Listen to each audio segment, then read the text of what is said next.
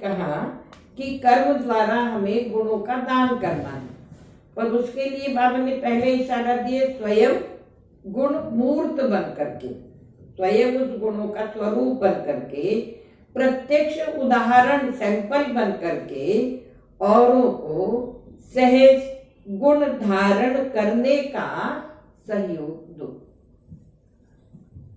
जैसे भक्ति में आता है कि आज्ञाकारिता ये गुण है, तो श्री राम के जीवन में दिखाई देता है कि जिस समय उनको राज्याभिषेक के लिए प्रोग्राम मिला तो वो गुरु के पास गए, तो उन्होंने उनको बताया एक अच्छा राजा कैसा होता है, उसमें क्या उसकी मानसिकता कैसी होती है, उसकी बोल व्यवहार, उसकी जीवन चरित्र कैसा होता है, वो सारा उसको समझाया। उन्होंने अपने आप को उसके लिए तैयार करना शुरू किया मन से।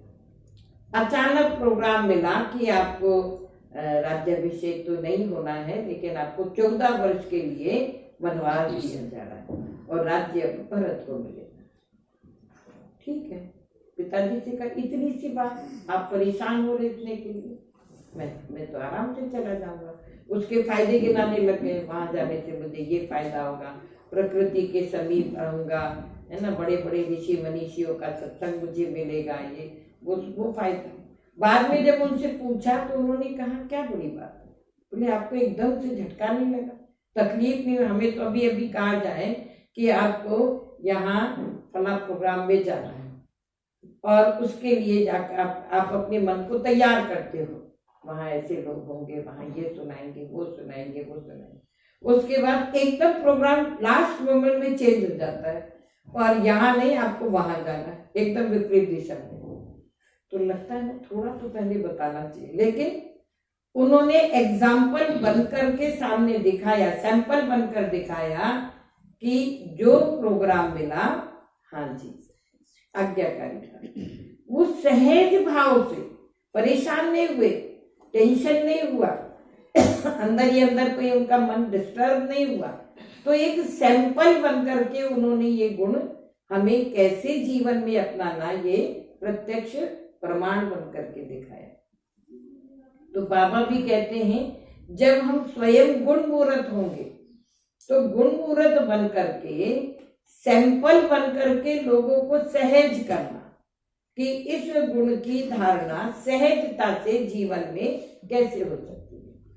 त्याग वाला जीवन, तपस्या वाला जीवन, अमृत देने वाली इस ब्राह्मण जीवन शैली को फॉलो करना, ये सब सहज कैसे हो सकता है, ये अपने व्यवहार से, अपने जीवन से सैंपल बन करके लोगों को सिखाना, लोगों को सरल कर देना। जैसे हम गणित में देखते हैं, ऐसे सूत्र होते हैं, उनके द्वारा बस वो सूत्र लगाते जाते हैं और वो जो भी हमारी प्रॉब्लम होती है, जो गणित का प्रश्न होता है, वो हल होता चला जाता है, लास्ट में आंसर आ जाता है। तो इसी तरीके से हमारा जीवन हो कि लोगों को लगे हम तो इस बात को बहुत मुश्किल समझ रहे थे, बहुत कठिन समझ रहे थे, लेकिन ये तो बहुत सहज है, ऐसे ऐसे करेंगे हो जाएगा। तो बाबा ने कहा दूसरी विधि है कर्म द्वारा सदा स्वयं जीवन में गुण मूर्त बन, प्रत्यक्ष सैंपल बन, औरों को सहज गुण धारण करने का सहयोग दो। इसको कहा जाता है गुण दान।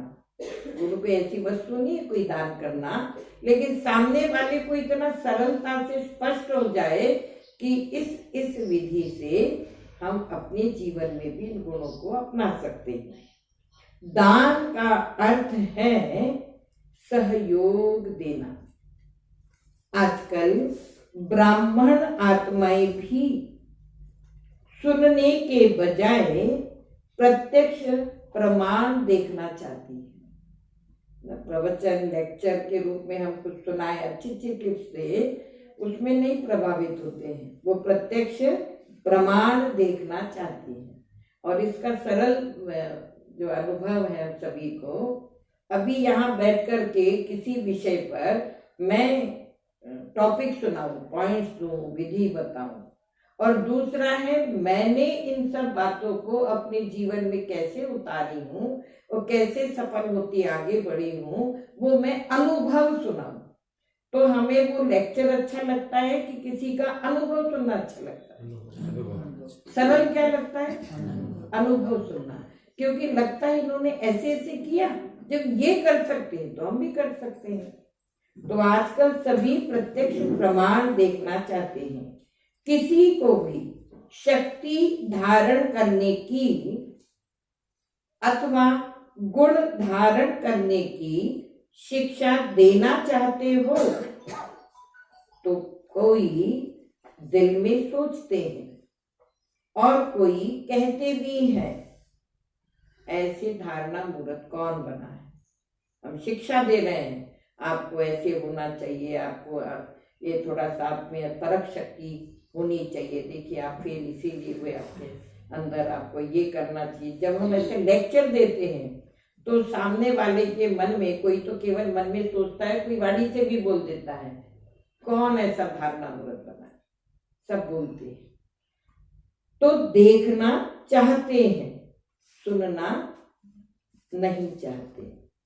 ऐसे एक दूसरे में कहते हो ना, कौन बना है? सबको देख लिया। जब कोई बात आती है तो कहते हैं कोई नहीं बना है, सब चलता है। हमने तो ऊपर से नीचे सबको देख लिया, कोई नहीं बना है, सब चलता है। लेकिन यह अलबेलेपन के बोल हैं, यथार्थ बोल नहीं है। यथार्थ क्या है? फॉलो ब्रह्मा बाबा। जैसे ब्रह्मा बाबा ने स्वयं सदा अपने को निमित्त एग्जाम्पल बनाया, हर चीज को, हर श्रीमत को हाँ जी कह के जीवन में एज इट इज धारण करके ब्रह्मा बाबा ने सदा अपने को निमित्त एग्जाम्पल बनाया।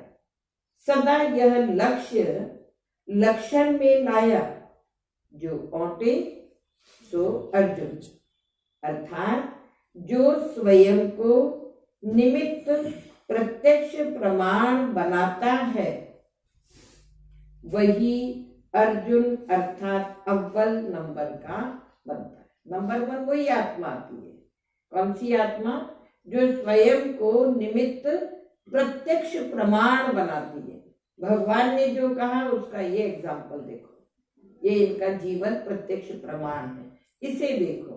तो जो ऐसा अपने जीवन को बनाता है वही नंबर 1 बनता है। अगर फॉलो फादर करना है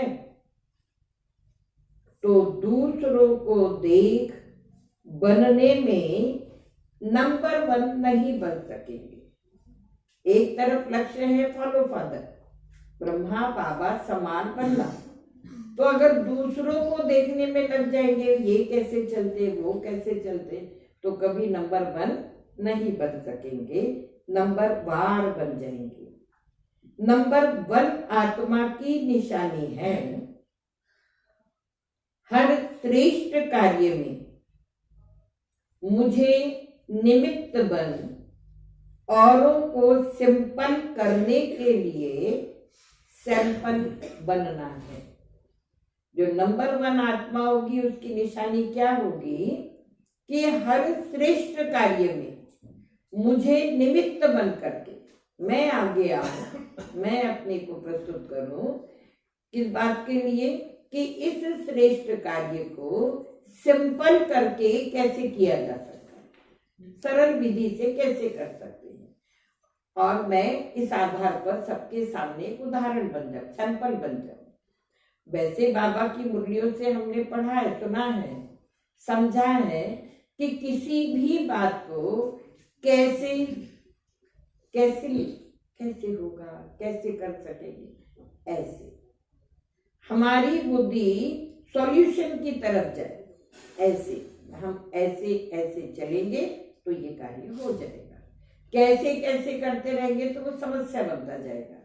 इसलिए बाबा ने कहा मैं निमित्त बन करके औरों को सिंपल बनने के लिए, मतलब सिंपल तरीके से उस गुण को धारण करने के लिए सैंपल बनो। दूसरे को देखना, चाहे बड़ों को चाहे छोटों को, चाहे समान वालों को, लेकिन दूसरों को देख बनना कि पहले ये बने तो मैं बनूं।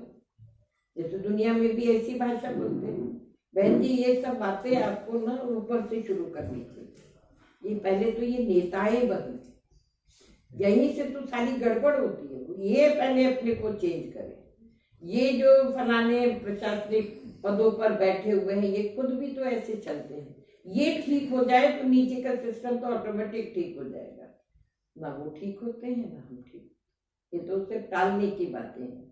ऐसे ही ब्राह्मण परिवार में कहते पहले बड़ों को, पहले इनको, पहले निमित्त को, इनको ठीक होना चाहिए ना, इनको ये ठीक हो जाए तो हम तो ठीक हो ही जाएंगे।